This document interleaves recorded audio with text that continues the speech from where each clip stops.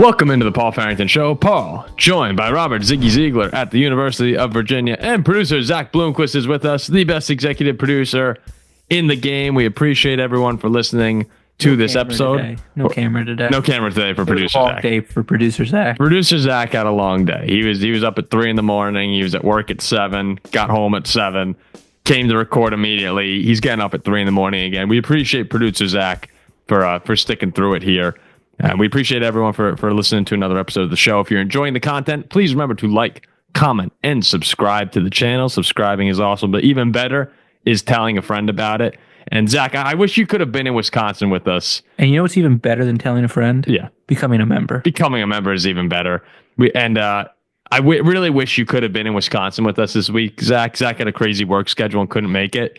But we just had such a great time. I don't want to speak for Ziggy, but I'm pretty sure I can when I say it was a blast walking around Lambeau Field, hanging out with listeners. Again, to go and do the draft check out the green room, walk on Lambeau Field. The most amazing field in the NFL. Pretty sure everyone at this point has seen Ziggy saying it smells like victory. I mean, Tom Grossi has seen that video. Grossi may have seen it. Yeah, he might have. We got to meet Tom Grossi. That was awesome. He indicated to us that he'd seen it. He knows that I'm on the verge of becoming a Packers. So this was great. When we've been trying to reach out to Tom for a while now in different variations, different forms of social media, but mostly I've tried on Twitter. And I think people would find this amusing. I remember I reached out to him from our show account. Our show account's verified. We pay for that X subscription. And I shoot over a text to Tom a while ago. This was after we did the show with Dawn and Matt. And I was like, hey, Tom, we're big fans, like blah, blah, blah, blah, all that crap. A couple weeks later, I just send like, hey, following up. And we don't hear from Tom, which makes sense. Tom's a very busy guy and it's in the middle. It's towards the end of the season. I then realized that like 3 months earlier, I had sent essentially the same 2 text messages from my personal Twitter as well. Hey, Tom, how's it going? Just checking in. I was like, oh, God, this guy's going to think. I'm not trying to spam his DMs here. But we never heard from Tom. And every single account of Tom Grossi is the nicest guy in the world. And he seriously is the nicest guy in the world. Like every fan there at the meetup, he's, don't worry, I'm going to get to everyone. He's doing charity events. Like, what a kind-hearted soul Tom Grossi is. Well, you missed the best part of us meeting Tom Grossi. Oh, no. Yeah, I'm saying we go up to Tom. And right before I'm taking a picture for these other fans. And I'm going to take it. I'm pretending like I'm going to aim the different way because I'm in my You're in your Vikings jersey. Yeah, I'm in my Viking jersey. And someone behind us goes, make sure it's not wide left. You son of a bitch. Like everyone got a good kick out of that. So we go up to Tom.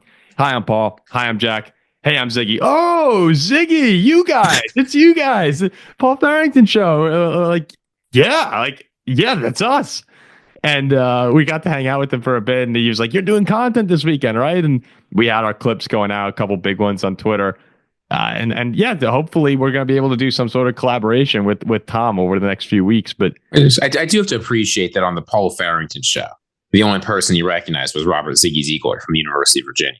Oh, Ziggy's the most popular man on this show by far, and in the state of Wisconsin. Oh, we went out to dinner in Mangiare with one of our listeners. Marcus worked there. 3 appetizers come out. He said, I'll hook you up with some apps if you come to the restaurant. We get there at 5 o'clock. 3 apps come out. Big plates of appetizers. We thought it'd be each one's a meal on its own. Yeah, we thought it'd be like mozzarella sticks or something. 3 gigantic plates of appetizers. The restaurant, they're like, oh, Marcus has been talking about this. He's real excited. As they're bringing out the 3rd one, we're going, oh my God, that's a lot. Like we got big bowls of pasta coming. And the waitress goes, oh, we got 2 more on the way. Can we make a little room here? What the hell is going on here? So we got to do that. We had the listener meetup at Stadium View. Twice. We did 2 of those. That was a lot of fun. Every single person we met on the whole trip was just so nice. The experience was amazing. Lambeau Field was awesome. It sucks that it's the Packers, but my gosh, I have nothing bad to say about their fan base. Or that's what's infuriating about them. That's what's infuriating about the Packers. If you want to hate them, but you can't help but love their fan base and the culture they have there. The only thing I can dislike is the team on Sundays. So, I had a great time, Ziggy. If there's something you wanted to add, I didn't mean to ramble on and on there. No, I'm not going to drag this on too long, except to say thank you to the state of Wisconsin. Thank you to the city of Green Bay. Thank you to the city of Appleton. to the city of Milwaukee, Oh, jeez. to the city of Ashwaubenon. It was great being out there. We found out from my friend Evan and his father that the Packers, I guess, are essentially Lambeau Field is right on the border of Ashwaubenon. I hope I'm saying that correctly. And I thought it would have been wild if it was the Ashwaubenon Packers. That would have been fun. Doesn't quite have the same ring as Green Bay Packers, but can you imagine? It's like the Buffalo. It'd be a much more fun name. Going up to Ashwaubenon to take on Jordan Love and the Packers. But that was a lot of fun. With that said, the reason we were there was for the NFL draft. And I would say it wasn't the most exciting draft in the world in terms of how the draft board fell. Well, it was a lot less exciting because I predicted the one big move. So you got mad at me. I went on The Fan with Andy Herman's show today. And Andy asked if anything exciting happened. And I said, not particularly outside of Shedeur, except that Ziggy, 10 minutes before the draft started, said, I'm predicting the Jaguars trade up to 2 and go down to 5 with the Browns. And essentially predicted the compensation of the trade, exactly what each team wanted to do. The only thing you were off on was the player. You thought Membu or Campbell, and it wound up being Mason Graham. But who's the better choice? But every single part of the deal that Ziggy said was going to happen happened 15 minutes later. And essentially the commentary was that no one knew this was going to happen, that this was somehow kept a secret for a while leading up to the draft. And I don't know if Ziggy found out or if he had an inkling, but it was just unbelievable from Ziggy. You can't keep anything too long from Detective Ziggy. Yeah, Detective when I'm on the case, the power deduction. So today we're going to just go over the NFC. Obviously, we'll do the NFC North teams. We'll talk a little bit about Shedeur's fall, but we're going to start with a winner and loser from the draft. And Ziggy, you said before we started the show that there was a team that everyone's high on their draft, and you're not quite so high. Do you care to reveal who that team is? I have heard a lot of people saying really great things about the draft from the Seattle Seahawks. Interesting. Okay. Dane Brugler, he ranked him as number 3 in the entire draft. I've heard a lot of people talking really positively about this team, and they got players that were relatively high ranked by consensus. But their first 3 picks, I'm going to read them out to you here. You got Gray Zabel going at 18. You got Nick Emenwari going at 35, safety out of South Carolina. And you got Arroyo, that tight end from Miami, going at 50. Mm-hmm. I hate opening a draft, interior offensive line, safety, tight end. Why? Those are the 3 cheapest positions in the NFL in free agency. And they're the easiest to address in free agency and trade. You can get elite players at any of those positions in free agency, basically any year you want. So I get that they like the players, and they made up for that a little bit by then following up with Jalen Milroe, which is a pick I liked, and Riley Mills, which I like for obvious reasons. Go Irish. But I've heard a lot of people saying very good things about Seattle, saying that all of their top 100 picks are excellent, and this is exactly how you execute a draft. I don't get it. Well, so the problem you have was that they didn't go after more valuable positions here at the top of the draft. Yeah, there's edge rushers, there's receivers, there's tackles. Like, there were plenty of players available they could have gone. If you really want to guard, I think Donovan Jackson's a better pick there because he can play tackle too. On an offensive line that's had its ups and downs at a variety of positions, I think that flexibility is important. There's just more. They could have done something a little bit different. I would have liked to see that. Zabel can play across. Well, Zabel played tackle. He really be a guard. Yeah, there's a question about whether Jackson can play tackle in the NFL, and I think my prediction is week 1, the Vikings are starting him at left tackle.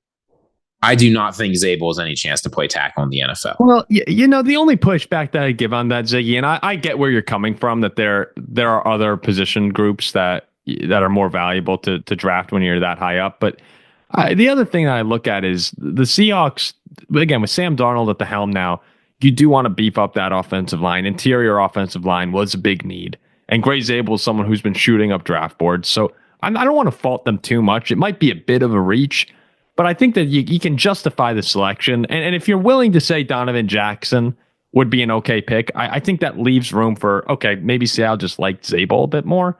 Yeah, but if you want to take that kind of position in the first round, you should do what the Raiders did and then follow it up by taking great value players at elite positions. What the Raiders did, with Genty? After taking Genty, they followed up their second and third round picks by taking highly valuable positions.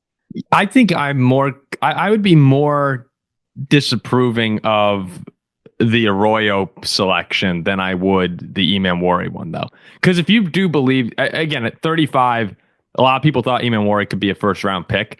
If he does, I don't want to sound ridiculous. I'm not making the comparison, but a lot of people have said the Kyle Hamilton-esque comparisons. Yeah, if he is an all-pro from year 2, it will be a good pick. Yes, so I think, but he won't. He probably won't be. Probably not. Yeah, you're probably right.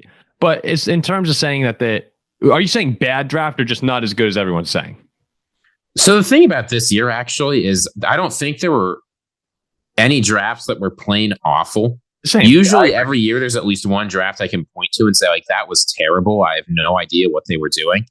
This year, every team sort of met the baseline levels of competency where I could understand what they were doing. So I think Seattle's is not as good as everyone else's. I think there are other things they could have done. I know we've got some Seahawks fans in here that are probably not going to like me saying this. But I want to be clear. I don't think it was like a terrible draft. I mean, we've seen over the past few years inexplicable drafts. There were not any of those this year. I really liked. Now, I want to clarify this. I wasn't the biggest Jackson Dart fan in the world, the way Jack was heading into this draft. But I do have to say, given that the Giants' position on Dart, where it seems that they were, obviously they took him in the first round, they traded up, pretty big fans of his. The way the board fell, I think the Giants have to be considered a winner in many ways.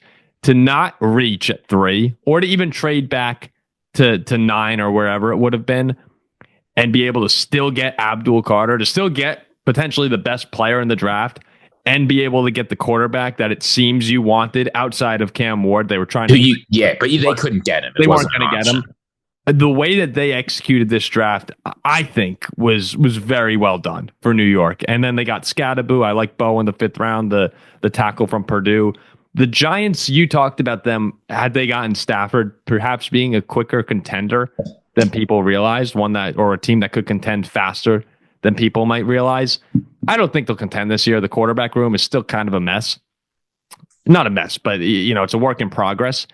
So I'm not like all aboard the Giants train, but I will say I think they're getting back on the right direction to relevancy. And if Jackson Dart hits, if he somehow beats out Wilson, Winston, and is starting week 1, which I'd be shocked, but now we're talking about a draft class that has huge impact potential on both sides, maybe even by midseason, because I'm not expecting Russ to come out and have a great year as far as wins and losses go. There's some potential for very quick return on investment of these positions, and I think the Giants walked away pretty happy. I like the draft from the Giants too. If you're going to trade up for a player, trading up for a quarterback is always the way to go, because whatever value you lose from those draft picks you give up are being made up for by the fact that you have a quarterback on a rookie deal and thus can add free agents to make up for that. Yeah, it's not that the Giants paid some absurd price to get him either. So I agree. I like the way the Giants executed the draft. You always hope the players hit, and you never do. It's possible that Abdul Carter's not going to hit, that Jackson Dart's not going to hit. People look back and say it wasn't a great draft. But quarterback is also just about the only position where I think that 5th-year option is really important. At most other positions, and this includes quarterback price-wise, but the cost of a 5th-year option is only a little bit less than the cost of a franchise tag. But quarterbacks have so much leverage in negotiations that it's very hard to franchise tag a quarterback and get them to play on. Compared to wide receiver or edge rusher. Like if T. Higgins were a quarterback, most guys aren't Kirk Cousins. They're not going to accept being tagged multiple times. So having that 5th-year option gives you the possibility to pick it up. I think teams should be aggressive picking that up for a quarterback. And maybe they'll have learned their lesson from the Daniel Jones debacle if this goes a little bit better. Let me ask you, Producer Zack. I don't know how closely you were paying attention during the draft here, but the Dolphins took Kenneth Grant out of Michigan in the 1st round. Mm-hmm. They went guard out of Arizona in the 2nd, and then didn't have a pick till the 5th. So early on, were you happy with the Grant selection in round 1? We talked about none of us really having a pulse on Miami. Did you walk away appeased at all? I was more happy with our 2nd round pick than our 1st round pick. Okay. Protect Tua a little bit. Protect Tua. I mean, our offensive line is going to be non-existent, I think, this year. Yeah, but I mean, Tua is just a punching bag. His career's over. Yeah, that too. Quinn Ewers time. Could be Quinn Ewers time in Miami. You know what my favorite picks was? It was probably Quinn Ewers. 7th round pick, throw a little dart, see if he's good. Was there a piece of you that, as Shedeur was falling down the board, being someone who's out on Tua Tagovailoa the way you are, were you watching Shedeur fall going, man, I mean, we got a couple of fifths here. Maybe we trade up into the 4th and make a move here? Yeah, I'm going to be honest with you. When he fell that far, I was like, at this point, might as well just take a shot at him. That's what it was. As he was falling down the board, it was like all these different teams. You know, obviously for Ziggy and I as Vikings fans, we're not really in a position where we would want to do that. But even it was getting to the point where it's like, okay, if he's there in the 5th round, like I don't know. At what point do you sacrifice some of the team culture, perhaps? And by culture, I don't mean Shedeur coming in. I mean, let's use the Vikings as an example, and I wouldn't do this. But if the Vikings drafted Shedeur Sanders, probably rubbed some guys the wrong way in that locker room, given that they all like JJ McCarthy. JJ McCarthy's expected to start. But at the same time, you have a 1st round talent or 2nd round talent that's on the board in round 4 or 5 here that maybe he is going to be really good in the league. Like, at what point do you think that potential outweighs the cost, you know? Who's that to? To either of you. Yeah. Well, we'll get to the Shedeur Sanders thing a little bit later, I think. But Quinn Ewers is a player who fell a lot relative to expectations that I think hasn't been talked about very much. And a lot of that obviously has to do with injury. Some of it has to do with him not impressing as much as Texas as people want. I saw some people talking about him as a player who maybe should have stuck around in college to collect NIL money. But when I look at Quinn Ewers, I see like a lifetime career backup quarterback. He's smart. He's a hard worker. We saw how loyal he was to Texas. He doesn't want the spotlight. He didn't care about sharing it with Arch Manning. There are very few unanimous, like, number 1 overall recruits that are totally fine with their backup getting all the media attention. Right? He didn't even consider transferring when it might have helped him get more attention on his play. I don't think he'll be a starter in the NFL, but I like taking him in the 7th. He got a backup for a few years on a cheap deal, and who knows what he could be. So the trade between the Jaguars and the Browns, I'm looking for the exact trade here, the compensation. Let me see if I can pull that up real quick. So the Jaguars dealt, let's see here. I can't believe you're not asking me, who predicted it beforehand. Oh, what the trade compensation is. You have the trade compensation on hand? Paul, of course I do. Okay, please. So Jaguar received number 2, 104, a 4th rounder, and 200, a 6th rounder. Okay, 1st, a 4th, and a 6th. Yep. Jacksonville gave up. So Cleveland received number 5. Yep. Number 36 in the 2nd round. Yep. 126 in the 4th round. Yes. And the Jaguars next year's 1st round pick. Yeah, man. I mean that I love that for Cleveland. Travis Hunter is a generational talent, but you look at ways that teams who are basically, no pun intended, in the doghouse the way the Browns are, how do you get out of it? Build up that draft capital, and it takes time. That's something a lot of NFL teams don't seem to really be willing. The NFL owners are not willing to accept that sometimes when you have a bad team, it takes a little bit of time. Now, if you get the quarterback, that process can be sped up very quickly. We saw it with the Commanders. We saw it with the Texans. The Bears and Vikings are hoping to see that as well. But if you don't, you just have to look what the Lions did. They started building up the lines. The Eagles were building up the lines while they had that little layover between Super Bowls. And eventually you get the guy and it's all systems go. And I really like what the Browns did there. Did the Jaguars, you think, give up too much, or do you like Hunter? So I'll say 2 things. One is Cleveland has a sort of unique challenge among teams that are in this situation, in that they have a quarterback they still owe $170 million to that they can't get out of in any way. Seriously, the Browns have paid about 35% of the Deshaun Watson contract. The other 65% remains. So good luck with that. For the Jaguars, still blows my mind every single time. It's at a position like quarterback, you might think that at this point the contract would sort of be overshadowed by the ones that are ahead of it. It's still outrageous. even setting aside all the circumstances. But to look at this trade from Jaguars' perspective, I hate betting on players to be unicorns, to be one of one, never before seen in the NFL. The Jaguars are making that bet. If Travis Hunter can play at a Pro Bowl level at wide receiver and a Pro Bowl level at cornerback at the same time, right? If he can be a Pro Bowl or All-Pro contender for both of those positions in 1 year, this is a great trade for them. We've never seen that before, and I remain skeptical that Travis Hunter will be able to do it. He's an unbelievable athlete. Let me be clear. I think he can be a very good at whatever position he decides to play. But in order for this trade to be worth it, I mean, this is I think the last time a team traded this much for a non-quarterback was Orlando Pace. Like, you need that level of production out of him in order for it to be worth it. He has to be a borderline Hall of Fame. And that's a really big bet to place. And I'd much rather do what Cleveland did, where you get the security of adding multiple picks, you get multiple chances to select a great player, than counting on Travis Hunter, as incredible as he is, to be an unprecedented NFL success. I don't like I hate actually giving up first round picks. When I see the Vikings, especially when your team's not good. Yes, when I see the Vikings shelling out first round picks, and we don't really do too much of that. We shell out second round picks, but when we shell out a first, it's just a horrible feeling going through the year knowing you're not going to have that selection. And the Jaguars, who knows? Like, you could talk. I mean, ask Carolina how shelling out your future first. Yeah, but you can talk me into the Jaguars being a playoff team next year. In fact, I might even get there myself. But at the same time, you could also talk me into them having another top 10 selection, in which case, this is horrible. Typically, if you're not going for that quarterback spot, I don't like being that aggressive. But I will say this too. I'm not going to get all over Jacksonville for this. I do like that they had their guy that they, as you said, they think can be a unicorn.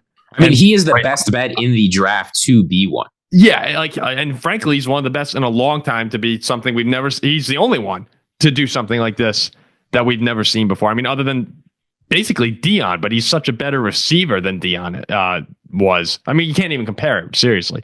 So I saw some Jaguars fans who were defending the pick against certain accounts and certain people in the media who were saying it was one of the worst trades they've ever seen. I disagree with that. It's the Jaguars are placing a risky bet. But here's the thing. Yeah, good. Inactivity is a risky bet too. When you've got Trevor Lawrence on the big deal, you've got a team that has struggled for a long time. They need success. And Travis Hunter, he will appease fans. He will sell an unbelievable number of jerseys. He will be, at least media-wise, a star. And I think he will at least be a successful player. Whether he will be good enough to make up for this, I don't know. But the Jaguars are taking a big risk by just sitting there and letting the prime years of Trevor Lawrence go away, too. I didn't dislike, but I wasn't as sold on Mason Graham for some reason. I don't know where you're getting this Mason Graham. I don't know why I am either. He's so good. So I know he's awesome, and everyone says he has a super high floor. Like maybe it's just that he's a Michigan guy, and I'm a Notre Dame fan, and Michigan, which now that I say that makes me wonder how I feel about JJ McCarthy. But maybe back to the matter. So I think the question to ask, let's say the Jaguars were really attached to getting a receiver because they really want to improve the offense around Trevor Lawrence. And I don't think that's a bad idea. I love Brian Thomas Jr. He's an excellent player. But having two great wide receivers we've seen in Cincinnati that can help a quarterback a ton. Would you rather have Travis Hunter or Tet McMillan in your future first? That's really, I think, what the question comes down to, assuming they had to take a wide receiver. And McMillan only went a couple of picks later. Obviously, he was thought of highly around the league. And I don't know the answer to that question. But when you look at it like that, you can at least see what Jacksonville was thinking. I don't want to sit back here and say it was a terrible trade. Yeah, and hindsight will be 2020 on this, of course. But as it stands, but you don't want to evaluate trades that way. Yeah, as it stands right now, I'm not going to sit here and say Jacksonville screwed their future. Like, no, they took a risk, like you said, and it could pay off big time. We'll have to see as the season goes on. Okay, let's talk some of these NFC North teams. I know a lot of people listening want us to get to them. I feel like the Packers, Vikings, Lions, and Bears all went into this draft in great position where, and this is what I talked about with Andy Herman today for a little bit, is all of these teams could really afford to go in any direction. I think that these are some of the most complete rosters in the league. Now, the difference between them, of course, is the question marks around Caleb and JJ McCarthy. If they both play well next year, these rosters are ready to win now. And same thing goes for Jordan Love. I think just one tier up. If Jordan Love plays really well, then the Packers are probably on that S tier with the Eagles and Lions. And the Lions, of course, everyone knows, are just Detroit. Yeah, they're injuries away from probably going to the Super Bowl last season, or at least going to the NFC Championship game, I would imagine, against Philadelphia. So, Ziggy, between these draft classes here and between these picks, which one? Let's go to one team to start here. Who did anyone stand out to you, good or bad? Which team you most excited to talk about? I didn't hate any of these drafts, but there's one move that a team made that I thought really wasn't very good in this draft. All right, and that was the Lions trading up to take Isaac Tesla. Okay, let's get it. Giving up 2 third-round picks to move up to 70. I think that's just a ton to give up. And while I like the player, it was weird. It felt kind of like a desperation move, which is not something I associate with Detroit. It felt like we're willing to pay whatever it takes to get our guy now. 2 third-round picks for 1 third-round pick. I'm sorry, that's not a good deal. Even if Detroit ends up being very good and those end up being later third-round picks. Like, that's not what you want to do. So I was surprised to see them do that. I didn't feel like, they love trading up. We've seen it before. I'm always a little bit skeptical. But at least of like Jameson Williams, I sort of saw what they were going for, and I felt like they got a very good price. This, I was a little bit more hesitant to approve. That's the only move from any of these teams that sort of baffled me. It was a little bit unusual seeing that, especially the way that, but again, like usually they like trading up, but usually they're smarter about it. Well, we'll see. We'll see what happens if Tesla winds up being a very nice piece to that offense. But you must admit that 2 third-round picks for 1 third-round pick is expensive. No, it definitely raises an eyebrow, and I think Brad Holmes has earned the benefit of the doubt in this regard. Where let's see. But yeah, I did question that as well. And the other thing that I was wondering about Detroit throughout the whole process, and actually, I think that this sort of applied to most of the NFC North, was early on, a lot of them had expectations of drafting edge rushers early, and you didn't really see that. You see the Bears passed early, the Lions passed early, the Packers passed early, the Vikings could afford to pass in that area, but none of those other 3 teams did. And Tyreek Williams, out of Ohio State, a lot of people felt like that might have been a little early, but at the same time, with Williams and their second-round pick, Tate Ratledge, the guard out of Georgia, they said those are picks that they fit the Detroit motto. They fit that tough Detroit, build up the line.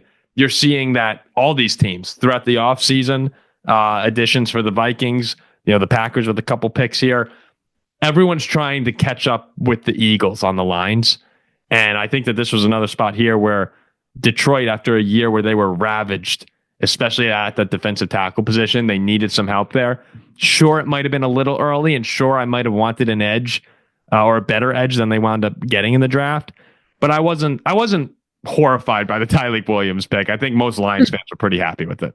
No, you worry about the injuries a little bit, right? In 2022 and 2024, both, he had some lingering injuries. But Tyreek Williams is a player who will come in ready to start. I think already from day one, he will be one of the better run stuffing interior defensive tackles in the entire NFL. Yep. But as you say, when you're going against Philadelphia, if that's the team that you're targeting, having a big, smart guy up front who can deal with Saquon and deal with the tush push a little bit. We've seen it from Vita Vea from the Buccaneers. Obviously, there's a long way to go to being that good, but I can sort of see what the angle is.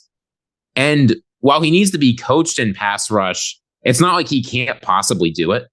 The kinds of things he struggles with are things that are coachable. And I said this on our show, but it's very, very hard to be a player 350, 360 pounds and maintain that weight pretty steadily. He's very good at that. He never had any weight issues in college, which again is one of those things I think as a fan, you're not paying a whole lot of attention. Like, how heavy was this guy in college? Did he keep his weight? But Detroit looked into that very carefully. So I like the pick there. I have no issues with it. I think it makes a lot of sense for the sorts of things you want to do. I liked the Lions draft, actually, even though I said they made the move that baffled me the most. I liked it a little bit more than the Bears. Oh, yeah. I feel like the Bears... Real quick, we're going to get to the Bears. I just want to say, for anyone who doesn't know, Isaac Tesla is like 6'4", 217. Like that'll be a fun guy to see added to that. Oh, no, I don't mind the player. I only mind the price they pay. That'll be a fun guy to insert next to Jameson. Now you have speed with Williams. You have the kind of do-it-all guy with Brown, with Amon-Ra. I mean, that's a wide receiver core right there. Oh, yeah. They're not the Minnesota Vikings. But yeah, that's a pretty big group. Okay, the Chicago Bears. You were in the middle of a thought. Go ahead. I feel like the Chicago Bears, I really didn't like the Colson Loveland pick. Now, if you've been watching this show for a little while, you'll know that I just hate taking tight ends in the first round. It's a position that takes forever to coach up. Usually those guys don't sign their second contract with the team that do. Usually they go on to be more productive somewhere else. With the exception of Brock Bowers, the last one to make an all-pro team was Tony Gonzalez. I love that when we're having this whole tight end debate, and you're right, by the way, that the tight end in the first round is a very risky and we've seen a whole bunch of them. But what I love about it is that as we're having the debate, every single time you have to say, with the exception of the most recent example. But the thing is he's the only example that's done it since like 2006. It has been a long time. We're talking like it's not, with the exception of Brock Bowers, the last guy to do it was 2021. And so the exception of Brock Bowers, the last guy to do it has been in the Hall of Fame for like a decade.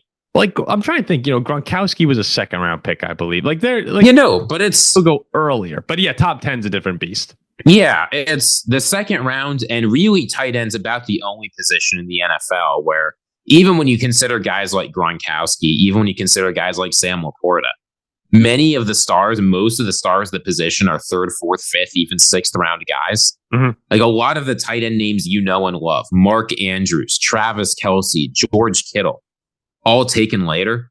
I just don't think it's a position to justify sinking a ton of capital into early. Because you have to keep in mind, like the best case scenario of Colston Loveland is he's somewhere between Kyle Pitts and Mike Gesicki. And that's just not worth a top 10 pick. No. That is not what they're hoping for. They want Brock Bowers. Yeah, a 90th percentile outcome would be Kyle Pitts. A like 70th or 80th percentile outcome. If he's as good as Mike Gesicki, he did better than you could expect with this pick. But that's not what the Bears are. The Bears are drafting him there, hoping he turns into Brock Bowers. You don't want to draft players hoping you get the like 1 in 20 home run. You want to draft players where if they're only average at their position, you're getting huge value. Don't yell at me. Yell at the Bears. No, I understand why the Bears took him. The Bears took him because they didn't feel like being rational. I get it. He's a good player though too. Like but I mean, the comparison between Loveland and Warren this season, because if one of them if Tyler Warren bursts onto the scene as running trick plays with the Colts and is a red zone monster, you're going to see a lot of Bears fans just like, I did realize, but we got to see it up in person, the Packers treatment of Bears fans, which is just such a big brother, basically bullying little brother, even for no reason. Yeah, and we hopped in on the fun a few times as well. I didn't know the Bears Suck song existed, which is really funny. Zach, you'll have to hear this. The Bears Still Suck was a great play. We became friends actually with the bar owner at Sobelman's, the bar Jack's been talking about. Friends might be a stretch. I don't know if he'd say that, but I was having a good time, we can say, at Sobelman's, and was talking with the owner, who then played the Bears Still Suck, much to the chagrin of his Chicago Bears fan wife.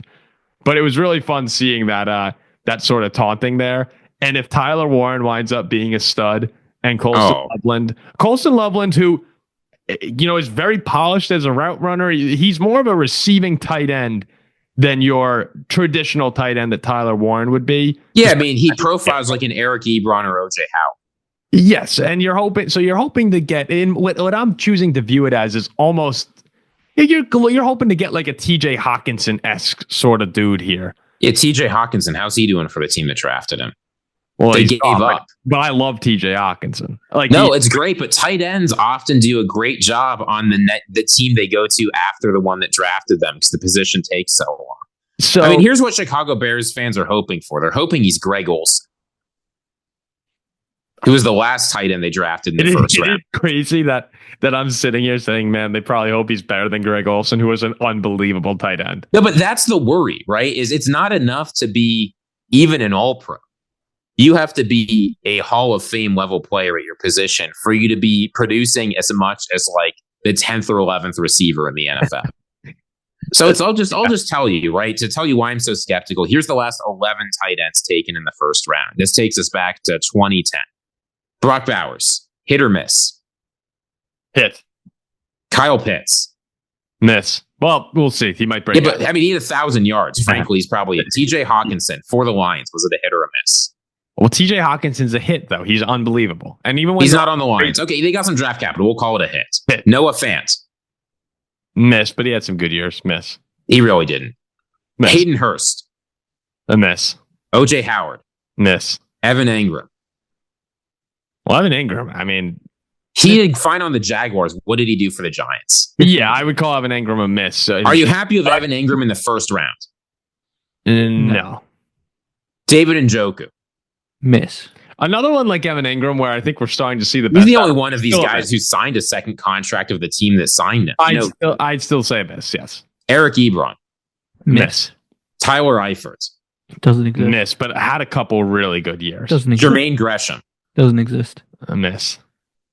We can go back a little farther. Brandon Pettigrew. Doesn't exist. Miss. Dustin Keller. Miss. You see the worry, right? Like you are not, when you have to say David Njoku, I guess he's a hit. Tyler Eifert, he had a good year or two. He had a good Evan year. Engram, man. Eifert had some good seasons, but yes. No, you're not happy spending your first round pick on Tyler Eifert or David Njoku or Evan Engram, even though those are above average outcomes. And we'll see what happens with Brock Bowers too. We're talking about one season. So yeah, but who would have expected Kyle Pitts to fall off the way he did after that rookie season? Yeah, he looked like he was on track to be a hit during that year. So all that to say, I know I'm listing a bunch of other players, and you might think it's not fair to list 10 other players and say, well, most of them weren't any good, so he won't either. But I just don't think that's the way to approach the tight end position. If it works, great. I know Ben Johnson wants his tight ends, so that makes sense. I just think they could have gotten a little bit more value targeting some other positions with that first round pick. But again, I don't hate the Bears draft because they follow that up with some really excellent picks later. Yeah, Luther Burden was the third, pick number 39 out of Missouri, was someone that I love that pick. Thought could be a first rounder. Some people had him as the best receiver after Travis Hunter on the board. I love the second round trade back to take Trapillo. Yep, out of Boston College. And Shamar Turner. That kind of completes that offensive line rebuild that Chicago's been going through. It gives them a little more flexibility. There are talks. Braxton Jones, I think, is a free agent after this season. So that just gives you more depth across the offensive line there. Maybe even compete for a spot. And then, yes, Shamar Turner, defensive tackle out of Texas A&M.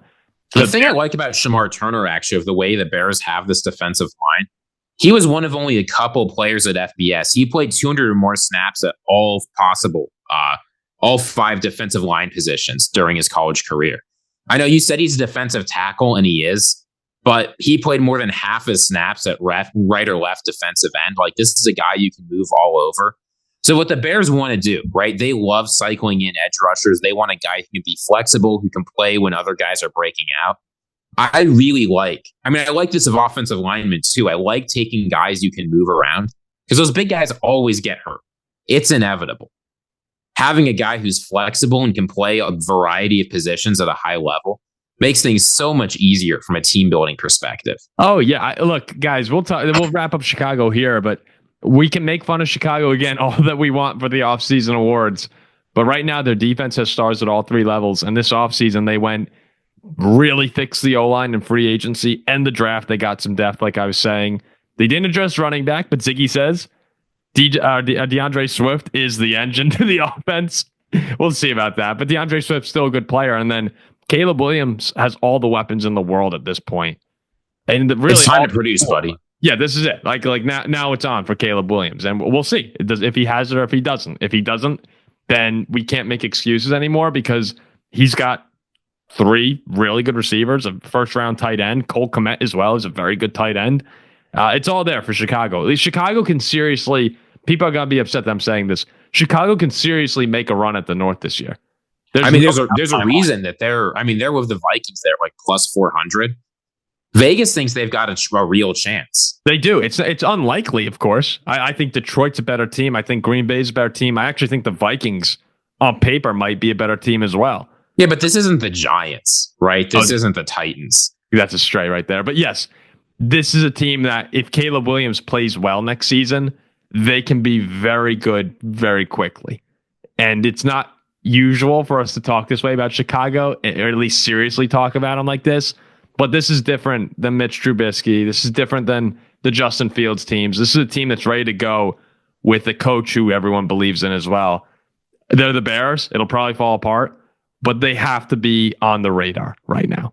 Let's go over to the Packers, who had one of the coolest moments of the draft was Mark Murphy coming out. And, Mark had a little bit of a spiel to me that went on a bit too long, but I think he salvaged it at the end. He had a right to do that. He has worked. The lesson we got, or the message we got talking from people around Green Bay, is he has worked so hard for so many years to bring this event to Green Bay. And it was an unbelievable success. I mean, who would have thought that they had to shut things down? They had to stop people from entering because there were so many people.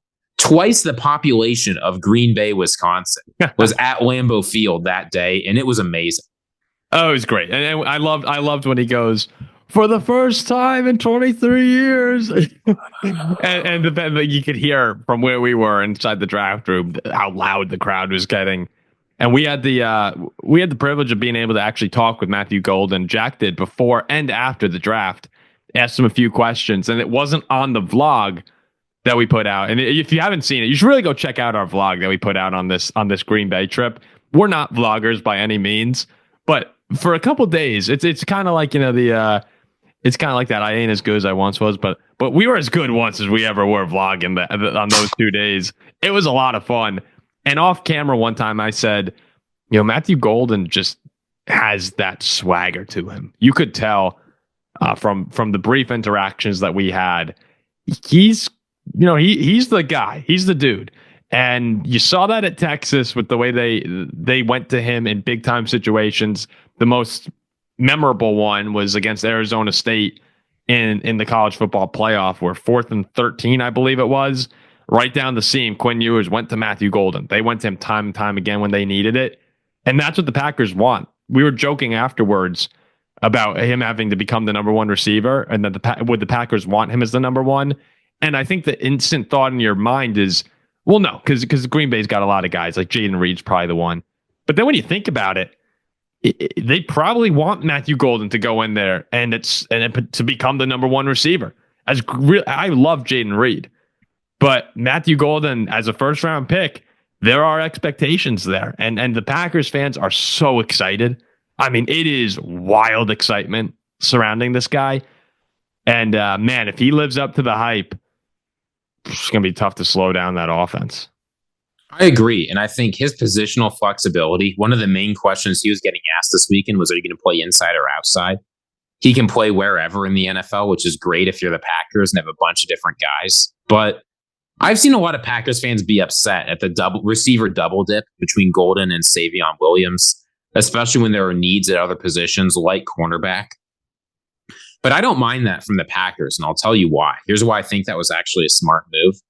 First of all, wide receivers are unbelievably expensive. T. Higgins has said, hey, if you're a wide receiver number 2, you can make almost $30 million a year. This is an unbelievably expensive position. So adding more guys on cheap deals so you can't get held hostage by one of your wide receivers who's entering free agency this year is obviously big. But second, I've heard a lot of Packers fans saying we don't need another receiver. We didn't need to add a guy after Golden because we got so many guys, Dobbs, Reed, Wicks, that can take a step forward this year. They didn't take a step forward last year, right? None of those guys did I leave last season thinking sort of Jaden Reed, but even not really thinking this guy is significantly better than when the season started or than last year. I trust that he can be a reliable producer for years to come. Is any Packers fan thinking that? I don't know if any of them actually were better at the end of last season. Yeah, I mean, you have to squint. But if that's the situation, I think if you're Green Bay, you can't sit back and think this year's going to be different. This year, one of them's going to step forward. I mean, if one of them does, great. Like we've said, they're really expensive. It's great to have as many guys in that room on a cheap deal as you can. But it's an incredibly important position in the NFL, especially when you want Jordan Love to run your offense. You've got to do it. You have to invest at the position. So I did not mind at all from the perspective of the Packers swinging at 2 wide receivers. Well, it was also, think about last season, all the injuries that Christian Watson's going to be out until probably November-ish. I mean, it could be later. If they're careful with the recovery, it could be December. I saw the video of Christian Watson's father reacting poorly to the selection of Matthew Golden. I mean, the guys in that room have reacted poorly all offseason to people saying they need to get better. There's exhibit number 1 that they're not going to get better. They don't seem to realize they need to get better. No, and here's the thing. Well, I don't know if I agree with that. I think that's because it's his father, and he's saying, I don't want my son to have. I mean, remember when Josh Jacobs said we need a number 1? No, yeah. And there's Dontavion Wicks of all guys is like, this is offensive, man. What are you talking about? But you saw with the group, once one of them went down, or one of them was hobbled, or one of them was suspended for a game, the whole group kind of took a step back too, and that Packer offense was less potent. It was almost shocking to me. As good as Josh Jacobs is, how reliant that offense turned to the ground game. And I'm going to say it again. I really believe that the Jordan Love injuries were a huge factor, not a small factor, a huge factor. No doubt. His passing attack last season and him getting healthy will be a big turnaround for that offense. I do believe that. Some people disagree. That's how I feel. But going ahead and adding to that receiver group that's going to be without arguably their best guy in Watson for the majority of the season, is anyone upset that they went and added that now they run, 6 deep when Watson gets back? There will be injuries. Like that happens in football, and it happened to you guys last year. And as you said, Ziggy, no one stepped up. So I think they're in good position here. Belton as well on the line, I think helps them to add some depth there. Maybe he'll push Sean Ryan for a starting position. The big question, though, with Green Bay, and the one that I think really will resonate with fans, is they didn't address the edge defender early. Or cornerback. Which were the 2 biggest needs, bigger than wide receiver. And that's where I kind of raise my eyebrow a bit and go, it could come back to haunt you a little here. But we'll have to see what happens with Jair. If Jair stays, the cornerback room I'm okay with. Everybody I trust in Green Bay says Jair's completely gone. There's no chance he sticks around, which I have a hard time believing or understanding. Weird given their actions lately. Well, I get that. The thing is, the Jair situation has to be resolved soon because they can't stop him from showing up to training camp, or at least I don't think they will. I don't think they're going to guarantee that training camp money. If he gets hurt, they're on the hook for the whole contract. They missed their chance to get draft capital this year. It's becoming harder and harder for me to see how that separation is going to work. Well, we'll see, too, what happens. But the defense was good last year, despite the injuries, despite everything else. If the offense were significantly better, that would have been a Super Bowl contender. And I'll say one last thing about this, because you mentioned Josh Jacobs and the amount of work that he had to do last year. I think people have forgotten that Josh Jacobs is a guy with a real injury history. You remember the season before he signed with the Ziggy Packers. Well, I mean, he took that quad injury against Minnesota, if you remember that, had to miss a game or two. In 2021, he had a bunch of injuries. At Ole Miss, he had a bunch of injuries. Packer fans are not going to like listening to this. No, I love Josh Jacobs. I think any running back, it is dangerous to give them 300 carries. Having any man take 300 tackles in the NFL, that's dangerous business. So I'm not saying Josh Jacobs should be on a snap count. I'm not saying you need to protect him. I'm saying every team knows it's bad business to give your running back 300 carries. Yeah, that's a dangerous game. There are very few guys like Derrick Henry who can just take that year after year after year. And you don't want to find out if your running back is one of those guys. Green Bay's hoping that either the 2 edges they took on day 3, Sorrell out of Texas and Oliver out of Oklahoma State, they're hoping one of those guys can come and be an impact. Now, again, you're talking about day 3 guys, so the expectations can't be too high. But I mean, I'm excited to see what Bugs Brown can do. I don't what Bugs Brown. I don't what who's Bugs You've Brown? never heard of Bugs Brown? Who's Bugs Brown? He's from FAU. He's the cornerback they signed. Have you seen this guy? No, I haven't seen him. This guy is the most athletic corner. He looks like a linebacker. I thought you were talking about. He's Bugs the most Brown. athletic cornerback I've ever seen. He was great in college. I couldn't believe he went undrafted. I think this guy could be very good for them. Why? What's a Bugs Brownie badge? That's what came up for me. Bugs Brown, Buggs Brown. So when I typed in Bugs Brown and I hit enter, it automatically put in Bugs Brownie badge from Girl Scouts. It's double G. Hold on, it had to be double G. There's no way. Bugs. No, I know who Bugs Brown is. Brown. Bugs Bunny, I know. Bugs. Oh, Kazir Brown. He goes by Bugs. I mean, I love that's a great nickname. Let's see. Yeah, I can see why Gutekunst took him. Like, you look at his RAS, this guy was an unbelievable athlete. Bugs Brown put on a show at his pro day. Sharp, explosive, and ready for the next level. The grind never stops. 30. I mean, just look at a picture of this guy. If you're watching the show right now, just Google Bugs Brown. And I'm looking at Bugs Brown. The dude's got. He looks like a linebacker. Come on, pause. Dude's got an impressive body. I mean, that picture of him in the FAU jersey with the gigantic biceps. All right, slow down. It's like you slow down. This guy is going to mess some people up in the NFL. That's what I'm saying. 6'1", 224, 24 bench. You don't see cornerbacks like this. 4.38 40-yard dash, 10 foot 1 inch broad. That's pretty unreal. Yeah, look, Bugs Brown. I'm saying, if you're saying they didn't address the cornerback position, then why did they sign Bugs Brown? Yeah, you're right. I guess they're good to go at corner. I didn't realize they have Bugs Brown. Let's see. I mean, maybe they're going to turn to the Minnesota Vikings, where all the day 3 draft picks are worthless, but the UDFAs every year are incredible. Yeah, do you know how our front office is like this? That like that?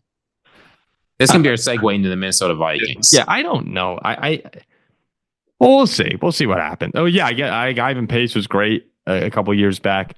I don't know. We're very rarely don't we have some of the fewest hits in the draft on day 3 over the past decade? Yeah, but every year we have an undrafted free agent be incredible.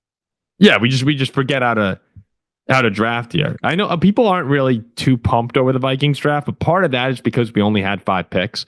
But you can kind of look at it and say, well, they also added Jordan Mason. They also added Sam Howell. They had some depth at important positions that needed to be addressed. So if you add Jordan Mason and Sam Howell to the class, then you could say, okay, you start to see it in a little bit of a different picture here. But I want to talk. I just want to address the elephant in the room, which is my reaction to Donovan Jackson being selected. I mean, it's every single person we talked to in Green Bay, and Andy Herman asked about this morning. Somehow this has gone mega viral. Everybody has seen you freaking out. Probably Donovan Jackson has seen it at this point. I genuinely feel horrible. And you know this. You know I'm telling the truth about this because 1, I talked about it relentlessly in the car, and 2, I mean, you just know me and how this radio show, how this YouTube show that we do works. We like to talk positively about people. We'll talk negatively when we have to about a decision or a performance, but we usually try and follow that up at least by then saying something positive. Well, I did go say something positive. If you haven't seen it, you can go over to the clip called "Paul Loses It" after the Vikings select Donovan Jackson in the NFL draft. And the reason, I just want to clear up why that happened. I was really locked in on getting Will Johnson. I mean, you asked Will Johnson when you had a chance to interview him, like, what are you looking forward to most about being a Minnesota Viking? Yeah, he was someone that wasn't really on my radar most of the draft process because I figured he would go by 12 or 14, something like that, and the Vikings wouldn't have a shot. But I did ask him that at the event on Wednesday. And on Thursday and on Wednesday, I talked to Joel Klatt briefly, which that was really cool. And then when we're leaving Lambeau Field on Wednesday, we're walking by. Is now the time to tell the story? Yeah. It's real quick. We're walking by the Fox Studios, and Joel Klatt's walking by. I think he's with Charles Davis. I'm not sure. And I just talked to him. I just talked to him. I'm a fan. I didn't know what to say. I just went, Joel Klatt. And he like, I didn't know what else. I didn't say hi. I just yelled his name. And he just kind of looks over to the side like, hey, bud, and keeps walking. And Ziggy and Shaq went, that is rough, bro. That is rough. But Joel Klatt said that Will Johnson will be well off the board because I was talking about Vikings and Packers cornerbacks we could target. He said no chance he's available. No chance really at Will Johnson. Jahdae Barron could be there. So as I'm watching Will Johnson fall down this board, my eyes are lighting up. And I'm the only thing I can think in my head is when Kwesi Adofo-Mensah screwed up the Kyle Hamilton pick in year one. I'm like, this can't happen again. It's so easy. It's staring us in the face. Our biggest need is corner, and the second best corner in the draft is right in front of us. Let's do this. I didn't realize as that was happening that tweet after tweet was coming out about Will Johnson's knee. And I did indicate to you that there must be some kind of injury reason why he was falling. You did, but I was gone at that point. I was in my own world, and I wasn't processing. I mean, you described it as blacking out. You don't remember anything that happened. We couldn't talk to you. So we picked Donovan. You Jackson. Went comatose. I flip out, not in the sense of like fury, but it was more of just disappointment and like it was despair. Flabbergasted. It was despair. It was despair. And again, I wasn't upset about Donovan Jackson. I was upset that it wasn't Will Johnson, unknowing of the events of the knee injury and the severity of it. Which now that I see that, I again probably I trust the team doctors. Probably the right decision. The Cardinals. I like taking him the second round. Like throw the flyer out there. I still wouldn't have minded if we took Will, given the news that came out. But with that said, we did need a guard, and we really have needed interior offensive line play for years. So it's very hypocritical of me, and I apologize. I apologize to Donovan Jackson. I did not mean to come. Of course he's watching this. I'm sure, right? I apologize to Donovan Jackson. I did not mean to react so poorly the way I did. That was inappropriate of me. I apologize. I'm very excited to have him in Minnesota. It's hypocritical of me to rip apart the front office for not addressing the O-line for years. And in the moment that they do it, I throw a fit in like our most notable show in a long time. So I like the Donovan Jackson pick. And it now completes the O-line, gives us one of the best offensive lines in football next year, in a very, very talented NFC when it comes to defensive edge rushers, or defensive lines in general. I'm happy with it, and I like Tay Felton in the second round. I'm fine with what we did given the limited resources. Let's go win a Super Bowl. Yeah, this is the thing about the Vikings draft is. You can make an argument it was the worst draft in the NFC North just because the Vikings started with the least and thus sort of added the least. We were never going to move future draft capital to acquire much this year. I also think we weren't going to do any huge trade backs out of round one when there was a couple positions we really needed and there were a couple players we liked. So I understand why they did what they did. In general, I mean, how good this draft is will hinge on two things. One is whether Donovan Jackson is any good. Packers fans can tell you about the risks of taking a guard tackle prospect in the first round. He sort of doesn't have an obvious fit, but feels like a player who could sort of be good at either. Ask him about last year's first round pick if you want. But the other thing is going to be determined by is whether the Vikings are able to get contributors, not stars necessarily, but just contributors at positions of need in the late rounds and as undrafted free agents. So as you said, there wasn't a whole lot there. I liked the trade backs they did. I didn't mind adding Sam Howell. I like having a backup quarterback that can go in there, take 100 sacks and keep playing.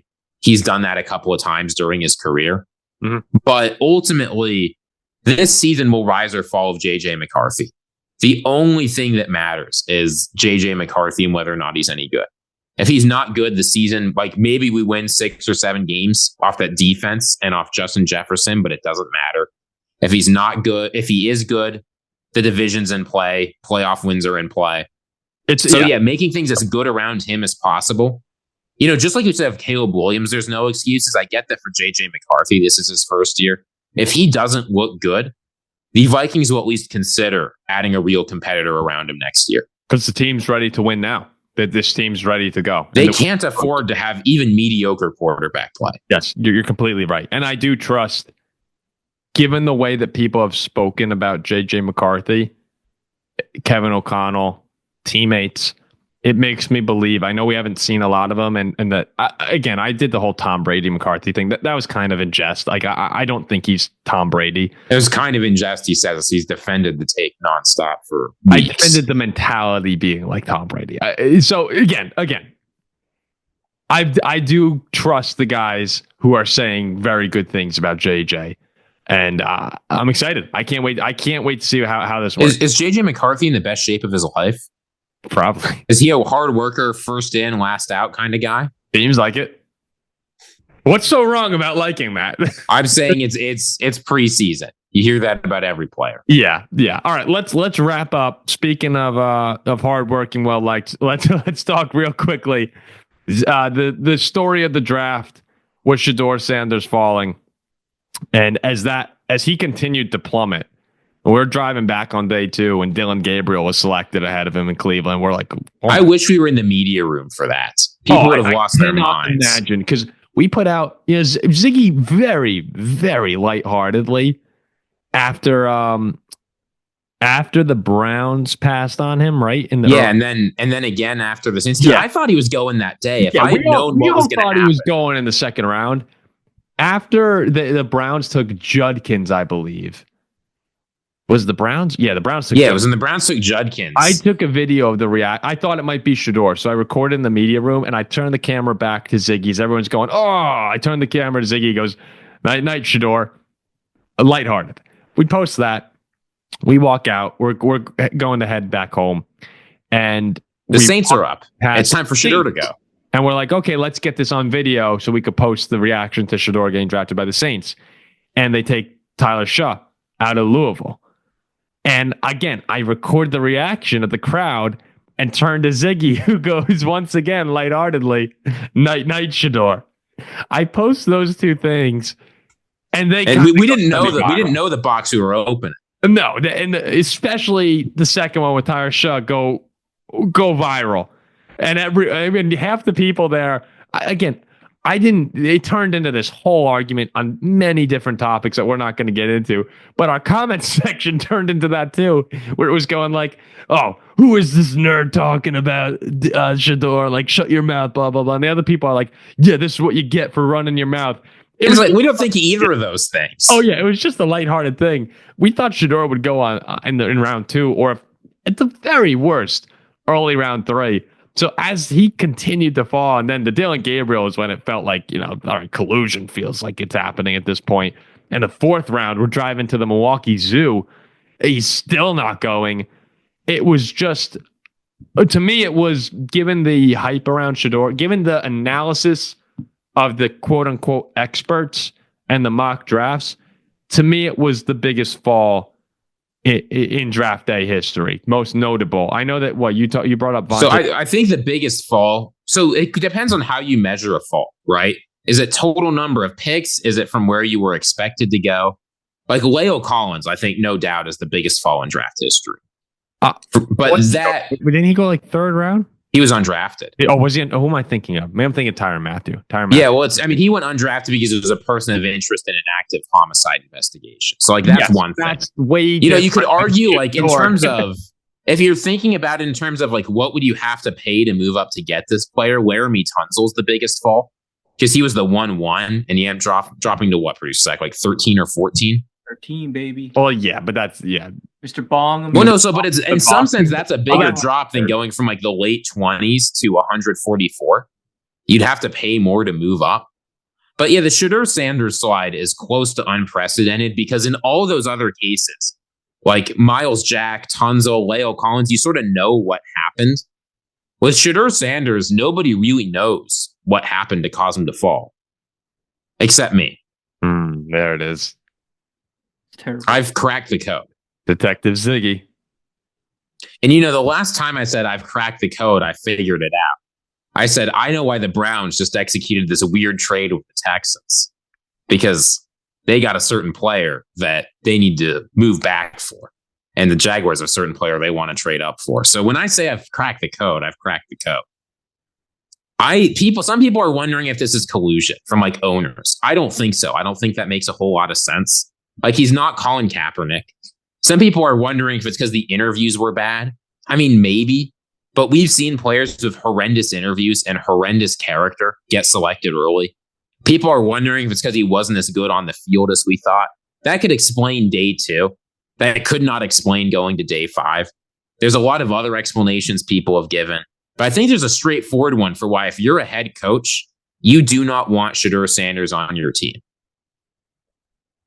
And this is something that's never applied to any other player I'm familiar with in the history of the NFL. Do you know what it is, Paul? No. I'm not. So I want you to imagine a situation. Okay, I'm going to close my eyes here. So Shedeur Sanders is on your team. You drafted him like the first or second round. Maybe he was a backup for a little bit. He was getting adjusted to the NFL, but now he's in and he's playing. Okay. And it's not going great. It's not going terrible. He's not like a total bust, but things aren't going well. The offense isn't functioning how you want. He's unhappy. He's going to the media. Or even if he's not going to the media, everybody knows it's sort of unhappy. It's not a good situation. Okay. If you're a head coach, what does that mean for you? It means your job's at risk, right? Yes. So is there a player or a coach that comes packaged in a neat little bow who everyone in the media is going to say should come in and replace you because he's got great results out of your quarterback? There's only one guy ever for whom that's for. A guy who's going to sell you tickets, who's going to give you notoriety, who's going to give you an unbelievable boost in interest in your franchise. The reason you don't want to take Shedeur Sanders, and why if you look at the Browns, everybody sort of in that room was kind of unhappy when Sanders went there. Deion Sanders is the player that everybody is going to want to come in and take your job. And I've never heard of another instance. I'm not familiar with any other instance where there's that kind of connection between a player and a coach. And if prime time comes in, that means the head coach is fired. That means the GM is in trouble. And you know that pressure will be there right when Shedeur Sanders is selected. So it seems inexplicable that he fell. You have to look for the thing that makes Shedeur Sanders different than basically any other prospect in the history of the draft. This is it. Yeah, that's not a bad way of thinking about it here. I'm running. And this is different. This is different than saying Deion Sanders is going to raise a fit. This is different than saying Shedeur Sanders won't be a locker room guy. I don't think you need to be that concerned about either of those things. But we talked about this a lot at the draft, sort of when we were driving around. NFL coaches and NFL GMs are extremely risk averse. They're very nervous to do things that could cost them their jobs. This is part of why teams don't like trading back. This is why teams don't like taking future draft picks. Because if the team's not great immediately, or if the owner's getting bad publicity, you will get fired, even if you've built a great foundation. I think that coaches and GMs around the league are worried that Deion Sanders is going to take their job if they take Shedeur and things don't go well. Well, and look at the teams. I'm just going to try and add some gasoline to the fire that you've started here. The teams that were linked to Shedeur, right? Naturally, a lot of the teams that are looking for a quarterback, you typically have guys who are on the hot seat to some degree. But Brian Daboll and the Giants, who are heavily linked, yeah, Daboll. I mean, Joe. And they could absolutely hire Deion.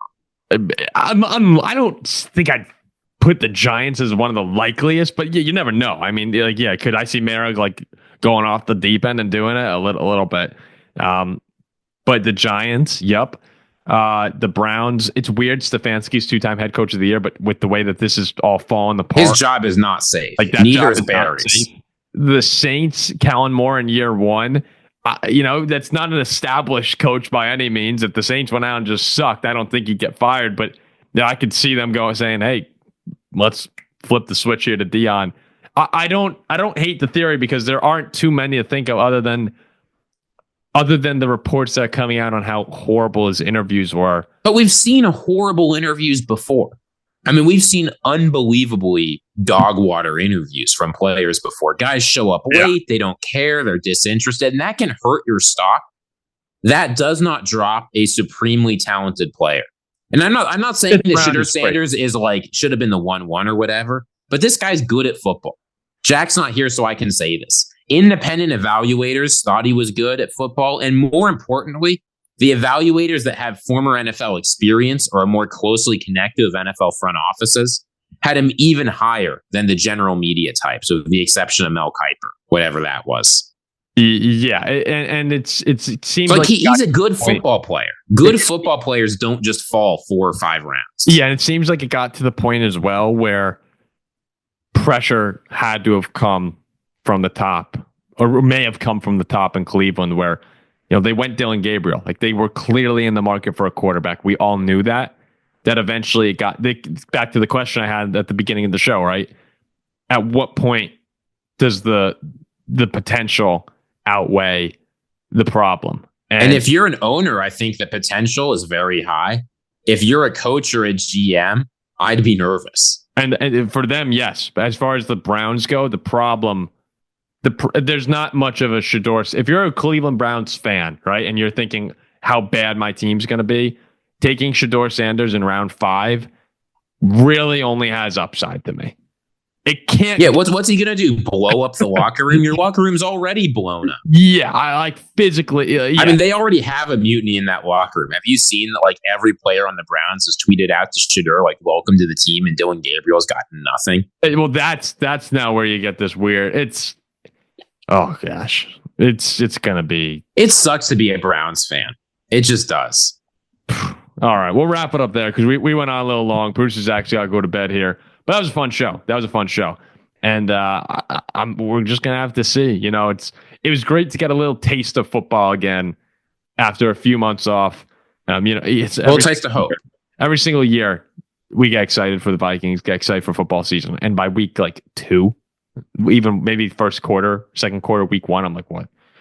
Well, and there was a huge announcement, the NFL draft, an unprecedented announcement that they made a whole graphics package schedule release. Yeah, in 16 days, I guess 15 days from when you're seeing this, there will be the release of the NFL schedule. Bum, bum, bum. And that's going to be a huge content day for us. So if you enjoyed this taste of football and this taste of speculation, wait until you see just how much speculation we'll have.